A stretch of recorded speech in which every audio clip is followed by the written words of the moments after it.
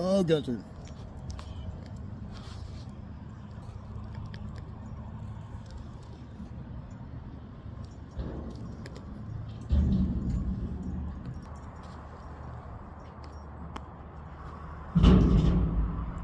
May the lion and the serpent be mighty among us. May the lion and the serpent be mighty among us. May the lion and the serpent be mighty among us. Yes, folks, this is an actual chant that we chant in the secret society that I'm a member of, although I have not been to the lodge in over 7 years. Also, so the lion, you see the lion with wings, that can be indicative of a serpent. It's also the Griffen, which is the Tartarian, mascot. And then you have the fleur-de-lis right below it. Now, right here, you have some little cherubic angels. They're looking quite peaceful. That's actually something you don't see. Most of this Tartarian stuff and these reliefs and pictures of different entities and stuff are really quite harrowing usually. They don't usually have too much cutesy stuff. But this one has some little cute angels on it. Of course, big doors. It's just magnificent. Just magnificent. Those things with balls at the top, Antiquitech, I'm sure. Those are the exact type of pinnacles. I'm not sure exactly what they're called, that they have at the First United Methodist Church in Lubbock. So let's take a look at this plaque here and see what kind of lies we have. Okay. First United Methodist Church of Wichita Falls. This congregation, the first to be organized in Wichita Falls, began in March 1881 at the home of Alfred H. Harris with F.O. Miller as pastor. 6 charter members held services in a log schoolhouse, and later in the courthouse 2 sanctuaries were erected to serve the growing membership. Before this building was completed in 1928, designed by Houston architect William Ward Watkin, the building features Gothic Revival styling, and that's what the one in Lubbock has, Gothic Revival styling. Okay, so, and that's about the same year they're saying the one in Lubbock was built, around 1928. Okay, bullshit. Now, we're going to look into this guy, William Ward Watkin. If he's anything like Leo H. Dielman, who supposedly built the churches, Mary's Church in Fredericksburg, Texas, then it's just all a bunch of lies. Leo H. Dielman of San Antonio, Texas, was credited with so many amazing works by the time he was like 32 years old. It's effing ridiculous, y'all. It's just ridiculous. And yes, he did go to a fancy architect school in Europe, yada yada. And, all these things were. He may have, and I think he even designed a couple of buildings. I'm not taking credit away from everything that he's done. Now here we have the post office. Okay, so here we have the post office. Post offices, we see these patterns over and over. And there looks like a in the distance, maybe, I don't know, used to be a hotel or something like that. But look, post offices, high schools, courthouses, churches, jails, insane asylums. These are what they repurpose these buildings as. For instance, the high school in El Paso, it dwarfs the White House in Washington, D.C. It's massive. It's the hugest high school you've ever seen. So, why are they going to build the hugest high school in the world out of this, just at sparing no expense? Back in the 1890s, this shit doesn't even make any sense, okay? Now look at this. This is the post office. Well, let's just spend a fortune on the post office. Yes, I always wanted to have a nice post office. Is a big one, folks. There are some amazing post offices. I can't remember the state. They have one about like this, actually even bigger, but it was during the days of the Pony Express. What do you do? Ride your horse in there? And it's just preposterous, y'all. It's literally preposterous. Now these churches that, you know, we're used to the churches, okay?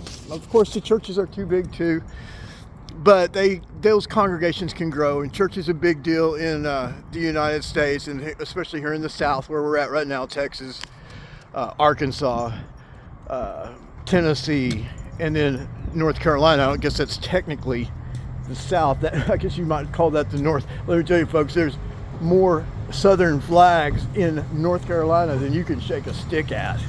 And just take it from me, I lived there for the last 8 months, and let me tell you, Asheville, North Carolina is a bad motherfucker, man. I like that city. It is very reminiscent of Austin and very reminiscent of San Francisco. Now, I have not been to San Francisco since I was a child, but I happen to know through politics and just world events and current events and stuff like this, Austin and San Francisco are sister cities. I mean, politically, in every way. The homeless problem, the liberal lifestyles and everything like that. And I love Austin, okay? Don't get me wrong. I don't comment on politics. I'm not into politics. I'm not a Democrat. I'm not a Republican, okay? But obviously, you know, there's some problems with liberal politics. So let's just, you know, leave it at that.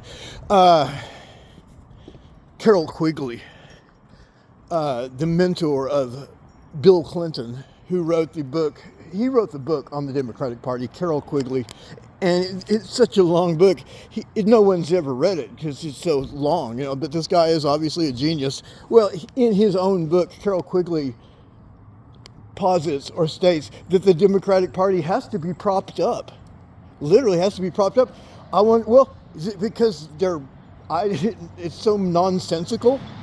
You know, let's just give everything to, you know, immigrants, and let's just, you know, take from the rich and give to the poor. But not all the rich, you know, only some of the rich, not the rich that are the legislators and the lawmakers and stuff like that. And of course they get guns and armed bodyguards and stuff too. They just want to take away our guns. You know, these politicians that take away guns, I mean, it's not like they don't have guns. It's not like those mean-looking guys standing next to them don't have guns. Those are their bodyguards. So I guess the conclusion we can draw, I mean, look at this. This is Tartarian, folks. Apparently their lives are worth more than ours. I mean, that's the only conclusion I can draw, right? I mean, if they're going to take my gun away, but yet your family's being protected by armed men. Oh, well, they have licenses. They are... whatever, man. You're better than me. Come on, man. Yeah, that's basically what it comes down to. Gunter, come on, buddy.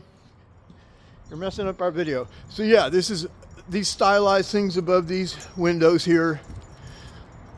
You know, that is just, this is Tartarian, okay? This is Tartarian. This bricks here. I would wager that these bricks are what in some construction people back in the day, you know, in Lubbock, I heard them referred to as New York brick. From New York City. New York brick, they said it with a, you know, didn't sound good, and it's reason they were saying it like that is because it is good. It's, you know, they were trying to demolish it, and this shit won't break. So the New York brick, there's something about this New York brick that lasts a long time, and the streets in downtown Lubbock and Broadway are still the original bricks that were put, you know what I mean? They've got brick streets that are, I don't know, a couple hundred years old, 200 or 300, I don't know how old they are. Now, this is something that I pointed out. I haven't seen anybody else point this out. The ubiquitous, not anymore, of course, because they don't make these anymore, really. The fire escape.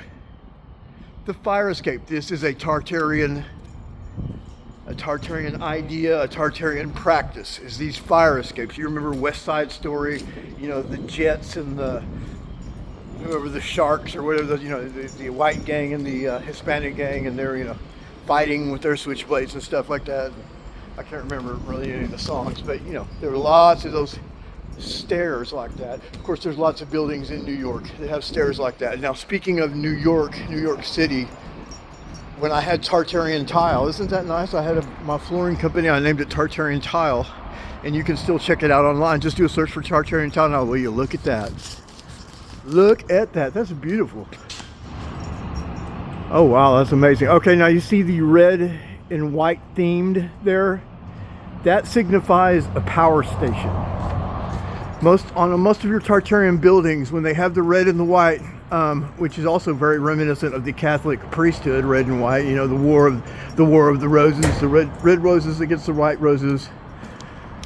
The red house against the white house. I don't know if, how far y'all are up on that, but you know, the White House, like the one in Washington D.C., that is a reference to a type of dichotomy, you know, shown by the Catholic Church. And the red house is the first sons of the pharaohs, the pharaonic dominators, right? You keep hearing me say this. Now let's see if these plaques up here. Yep, they look blank. You see, you have all these plaques. You know, it looks like kind of like an officer's police badge. And it just everywhere I go, and in pictures and stuff like this, and I'm not the first person to notice this. These plaques are blank, and we just cannot figure out what that is. Now let's take a look at this. Okay, there you go. The blank.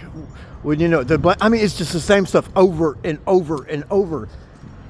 Fredericksburg, Austin, Houston, San Antonio, everywhere. Denver, Colorado, Chicago, which now y'all they've done the work on Chicago. Now, Chicago's Chicala. Chicago, there's no telling how. I mean, you think these cities are old right here. These are nothing compared to Chicago. Chicago's or Chigala, you know, that's its real name. There was a complete city there, high-tech city there, at least as far back as the 1500s. There's references to it in the history books.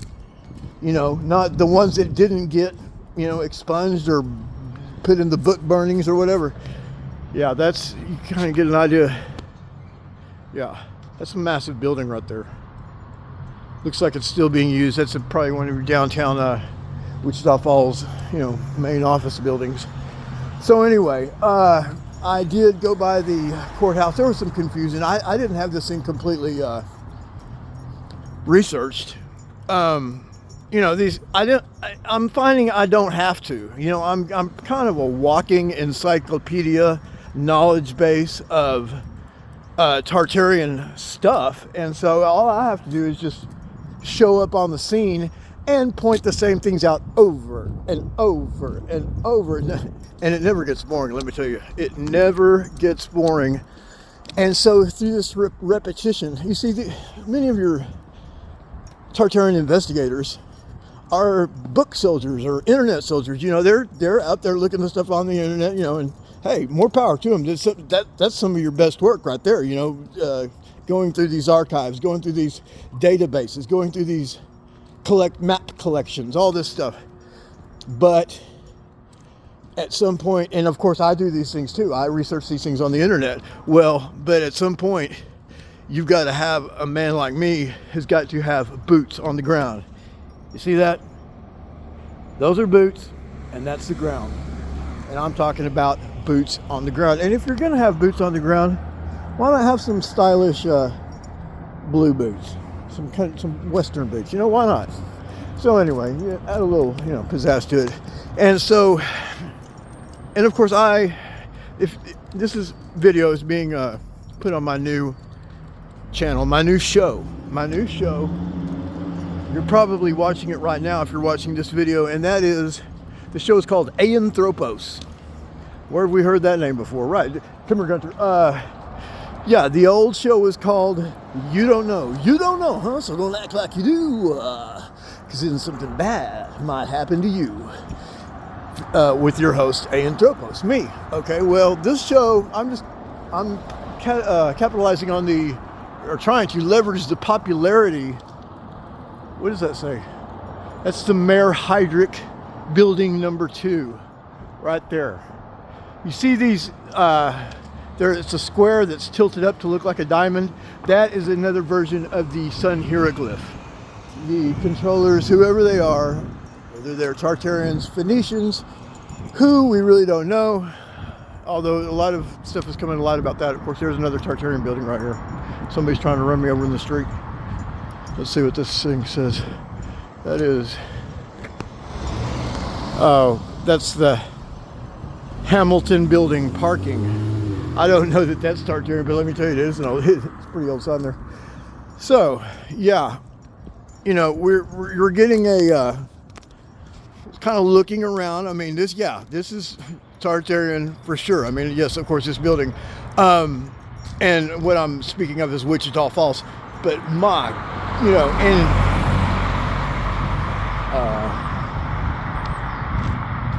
Little Rock, Arkansas. Wow, you know, I did videos there yesterday. Then the day before, Nashville, Tennessee. Memphis, Tennessee blew me away, man. Memphis is something else. It's these buildings, they're all slated for destruction, just about. Maybe not all of them, but they've destroyed so many of them, especially in Chicago, especially in New York, and everything like this. I'm seeing now that here in the Deep South, the agenda to get rid of them is not moving as quickly. That being said, the historic courthouse in Mason, Texas, where I lived at the time, burnt to the ground. A young man went crazy. He was the only black man in Mason. The son of he was half white and half black. And this matters. He was marginalized, had some identity. Come on, Gunther, come here. Come on, Gunther. I'll whoop your motherfucking ass, asshole. Fucking dude speeding around me, yeah, punk. I'll fucking get out and whoop a motherfucker's ass. That's one thing about me that is maybe a little bit different than your average conspiracy theorist, you know, which, you know, on average they're kind of doughy, kind of frumpy, you know, older guys, you know, smart, yes, and maybe not in that great a shape, you know. And then there's me. I'll kick your motherfucking ass. All right. Let me just try to put this politely. Okay. I'm faster than you. I'm stronger than you. I'm smarter than you. I'm better looking than you. Okay. Listen. It's just the facts. Okay. I am North America's most extreme conspiracy theorist. I am Anthropos. And I'm not a man to be trifled with. You know, I've been in fucking knife fights in Mexico City. I've been in blood sacrifice rituals in Mexico. I've done bad things in many parts of the world. And dangerous things. And good things. I'm a multifaceted person. I consider myself a good guy. Have I made some mistakes in your life? Yes, I have. Have I paid for these mistakes? Yes, you can better believe it. Let me tell you, I've been hammered on this YouTube channel. You know, the more popular it became, the more I came under attack, until I was hit with a financial attack, a prolonged financial attack by the corrupt justice system in Texas. Basically, I was charged with 2 felonies that I was innocent of, okay? And so it's just a miracle that I'm not in prison right now, but it's a little bit less than a miracle. It's more like a ton of money, okay? That's why I call it a financial attack. And I thought they were trying to destroy me. I really did at the time. In retrospect, looking back, they weren't trying to destroy me. They couldn't, listen, it's a justice system, man. They can shut your ass down. It just don't matter, right or wrong, fucking evidence or not. They'll have a damn kangaroo court, okay? They don't give a fuck. In retrospect, I realized now, they were trying to do what they did, and that is slow me the fuck down. Yeah, it worked. They're Masonic, I'm not going to tell you the first. I don't really want to talk about the natures of the false crimes that I was charged with. I really don't want to. It's really embarrassing, really. And so, if you think of somebody in the truther community, trying to help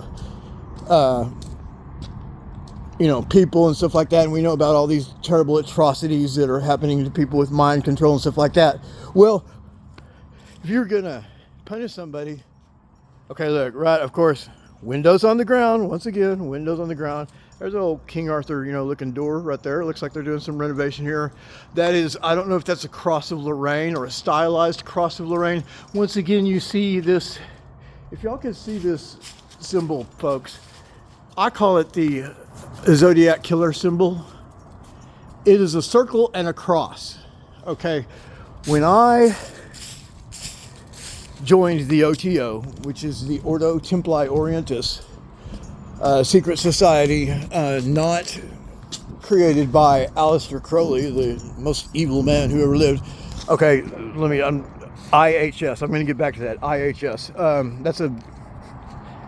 Anyway, right, it's a big Christian deal. IHS was, yeah, right. It's really Egyptian. I'll get into that later. But anyway, so the OTO was popularized. It definitely was popularized by Aleister Crowley. Yeah, he was our guy. You know what I mean? And I'm not going to say too much about that August fraternity, the OTO. I don't technically have any problems with them or anyone there. I was not chased off or anything like that. So why haven't I been to the lodge? Look, I'm in the lower degrees, what are called the man of earth degrees. There's information. I've been through initiations and stuff like this, and so these organizations, these secret societies, all the ones here in the West, in the United States. Let me just give you some background on this, because I've got a lot of information about secret societies. A lot, okay? I'm in one, okay, for life, all right? There's different, secret societies have different natures, depending on what part of the world they're in. There's a big geographic aspect to all of this, okay? Here in the West, and then the United States and in Europe for the most part, all of your secret societies, not all of them. I mean, not like the bowlers, midnight bowlers, mystery association or whatever. But anyway, real secret societies, they're hermetic orders. They're hermetic fraternal orders. Okay, what does that mean? Hermetic, that's a reference to Hermes Trismegistus, or whatever you want to call it. This is Hermes, of course, is a Greek God, the type of messenger God who's credited with being the messenger of the gods. That's why he has such fast feet, the wings on his feet, he's flying around, but he's also heavily connected with the occult. So that's why they call it hermetic. Hermes, hermetic. So this is a big aspect of these secret societies. Well, these people consider themselves to be ceremonial magicians. Okay, they are, we are magicians. What does that mean? What does it mean when someone is a magician?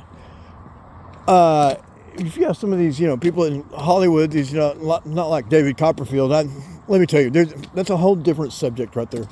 The David Copperfield was married to Claudia Schiffer, the amazingly beautiful, what do they call, supermodel. And unfortunately, their marriage didn't last. And when asked, she cited, one of her reasons she cited for wanting a divorce is David Copperfield's secretiveness. His secretiveness. Well, does that surprise you?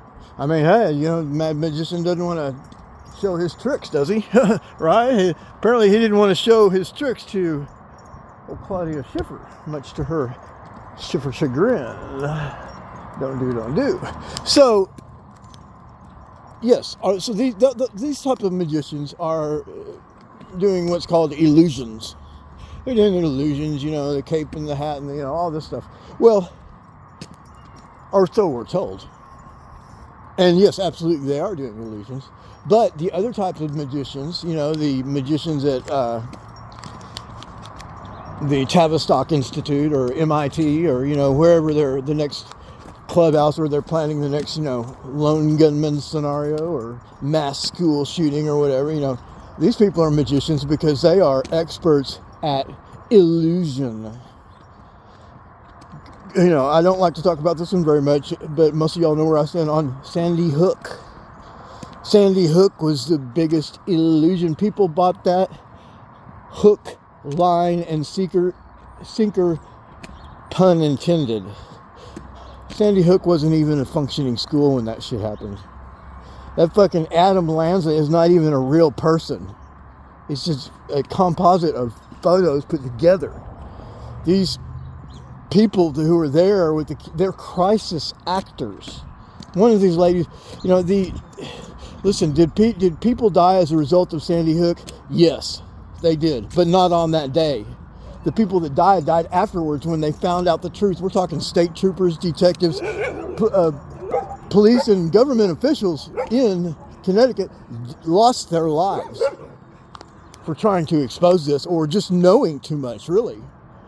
But the most stunning, okay, that's Tartarian for sure. The most stunning aspect of